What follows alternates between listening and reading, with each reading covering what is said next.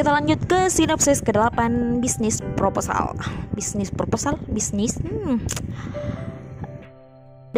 Pada episode ke-8 ini yang tayang Selasa kemarin, Kantemo meminta pertanggungjawaban atas sikap agresif Shinhari ketika keduanya sedang bersembunyi dari sang kakek. Memang awalnya Kantemo mencari Shinhari untuk mengetahui jawaban atas pernyataan cintanya. Namun apa daya, saat Kantemo berada di lokasi Shinhari syuting, justru sang kakek menyusul Kantemo lantaran tak ada jawaban dari Temo. Sang kakek merasa kesal karena Kantemo mengatakan telah memutuskan hubungan dengan Shin Geum-hui. Padahal si kakek benar-benar terlanjur jatuh hati dengan Shin Geum-hui untuk menjadi pendamping cucu tersayangnya. Tentu tak ada jawaban dan kepastian dari Kantemo. Sang kakek yang tak sabar pun menyusul keberadaan Kantemo. Sementara itu, Kantemo yang sedang bersama Shinhari pun harus menghindar dari Kang Do-gun agar tidak kepergok identitas asli Shin Geum-hui. Saat keduanya bersembunyi, Kantemo menyatakan perasaannya kembali dan meminta Shinhari menjadi kekasihnya. Namun rupanya Shinhari keberatan untuk menjadi kekasih Kantemo lantaran latar belakang yang berbeda, sekaligus saat ini ia menjadi bawahan Temo. Shinhari yang terlalu berpikir panjang pun tak ingin menjadi bahan omongan oleh orang kantor. Ia juga berpikir reputasi Kantemo yang juga tercoreng. Oleh karena itu, Shinhari meminta Kantemo untuk berhenti mencintainya dan mencari perempuan yang sejajar dengan keluarga Kang. Untuk meyakinkan Shinhari, Kantemo rela memasang badan untuk Shinhari agar perempuan yang dicintainya tetap terlindungi dari orang-orang yang berniat menghancurkannya. Bahkan Kantemo tak putus asa untuk membuat Shinhari jatuh hati padanya meski harga dirinya jatuh karena terus-menerus ditolak. Memang benar, Kantemo orangnya hanya pandai dalam bisnis, tetapi soal cinta ia hanya memilih yang pasti untuknya. Apalagi apapun keinginan Kantemo harus bisa didapatkan meskipun itu sulit. Momen itu membuat jantung Shinhari berdetak kencang seperti gendang yang mau perang. Seperti lagu. Ia pun tak bisa mengontrol dirinya ketika melihat Kantemo yang berdiri terlalu dekat di hadapannya.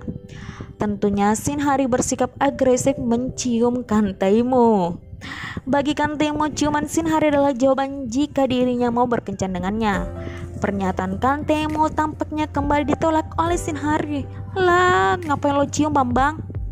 Ia justru mengatakan apa yang dilakukannya adalah kesalahan kecil. Shinhari pun bergegas kembali syuting bersama Lee Min-woo. Pernyataan Shinhari sepertinya menjadi hari-harian Kantemo.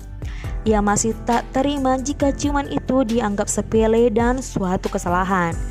Di sisi lain, hubungan Cha Sun-hoon dengan Ji Yeon-soo berjalan dengan baik. Hari-hari Cha Sun-hoon tampak berbeda. Hal ini dirasakan oleh Kantemo.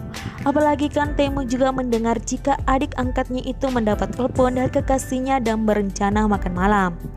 Kantemo pun menyuruh adik angkatnya sekaligus sekretarisnya itu pun pulang lebih awal. Sementara Kantemo ingin menemui Shinhari untuk memastikan lagi tentang hubungannya dan membayar ciuman yang dianggap tidak sengaja itu. Sebagai bayarannya, Kantemo meminta makan malam di restoran mahal meski dirinya tetap yang membayar makan malam itu.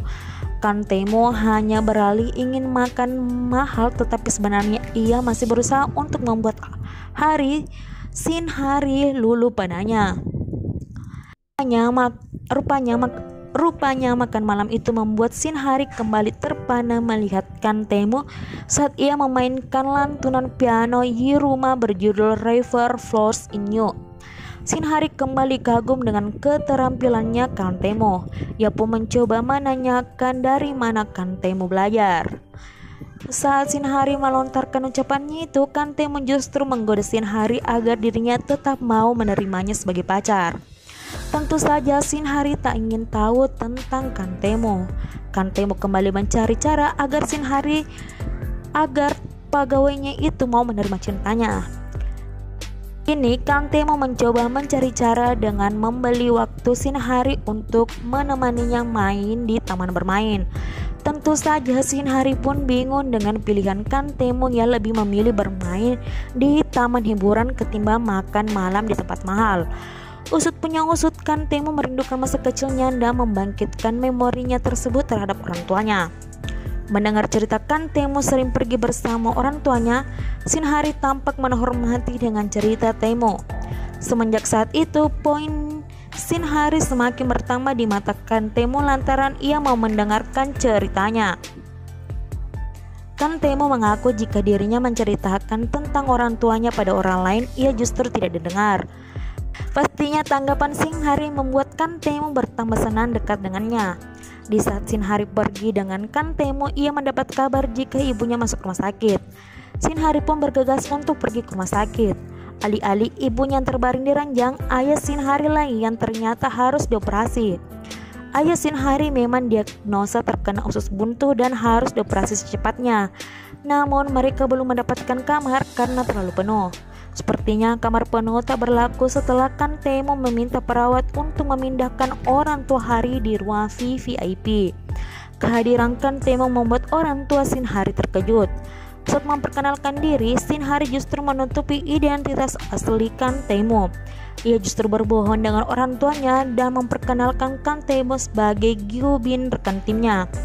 Kantemo hanya bisa menganggukkan kepala dan bingung dengan sikap Hari. Tak hanya itu, rupanya orang tua Shinhari menceritakan kekejaman presidennya semenjak pimpinannya ganti. Lagi-lagi Shinhari merasa bersalah dengan Kantemo. Di sisi lain, saat orang tua Hari di rumah sakit, restoran mereka dibantu oleh Lee Min-woo. Tak sengaja saat Lee Min-woo ke kamar Shinhari menemukan perjanjian atau pacar bohongan yang dibuat oleh Kantemo. Lee Min-woo pun merasa kesal dan saat keluar ke taman tanpa ragu dirinya memukul Kantemo. Situasi ini benar-benar canggung dan membuat Shinhari bingung. Kantemo merasa bingung karena Shinhari justru membawa Lee Min-woo pergi dan menyuruh dirinya pulang. Semenjak itu Shinhari juga menegaskan pada Lee Min-woo agar tak perlu mengurusi dirinya atau melarangnya untuk berhubungan dengan Kantemo. Sebab sebagai seorang teman, menurut Shinhari, Min-woo sudah dikelewatan batas. Tetapi Lee Min-woo justru mengatakan hubungan Shinhari tidak akan berjalan baik jika terus-menerus bersama Kantemo. Shinhari yang awalnya akan menghubungi Kantemo tiba-tiba ia batalkan mengingat perkataan Lee Min-woo. Situasi yang canggung ini justru dirasakan oleh Kantemo yang menunggu pesan dari Shinhari. Lagi-lagi keduanya saling menanti dan tak dapat kepastian. Sementara itu, Kang Doga bertemu dengan rekan-rekan yang seusianya. Ia cerita jika dirinya gagal menjodohkan cucunya. Namun rekan-rekannya melarangnya untuk tidak ikut campur dengan perjodohan cucu. Mereka justru menyarankan agar Kandoga memberi peluang untuk Kantemo mencari jodohnya.